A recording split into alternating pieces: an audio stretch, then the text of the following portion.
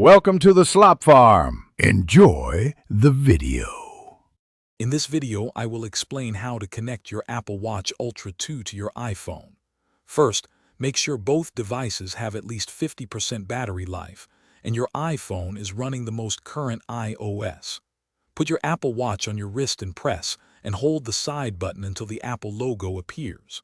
Then, simply hold your iPhone near your powered-on Apple Watch. A pairing screen should automatically pop up on your iPhone, ready for the next step. Once the pairing screen appears on your iPhone, tap Continue. You'll then choose whether to set up the watch for yourself or a family member. For most users, Set up for myself is the correct option. Next, your iPhone will ask you to hold it over your Apple Watch. Position the watch so it fits perfectly within the animated viewfinder on your iPhone screen. This visual alignment quickly initiates the pairing. If the camera doesn't work, you can always choose to pair manually. After successful pairing, you'll decide if you want to set up your Apple Watch as new or restore from an existing backup. Then, choose which wrist you'll wear it on and accept the terms. You'll be prompted to sign in with your Apple ID and create a 4-digit passcode for security.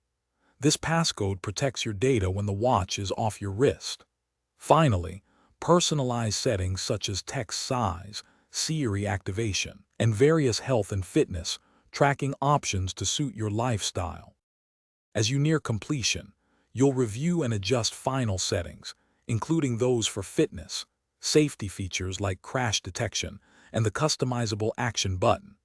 Your Apple Watch and iPhone will then begin to synchronize, which may take several minutes. If you encounter any connection issues, first ensure both Wi-Fi and Bluetooth are enabled on your iPhone. A simple restart of both your Apple Watch and iPhone can often resolve persistent pairing problems, getting you connected smoothly. Thanks for watching. Consider subscribing if we helped you today.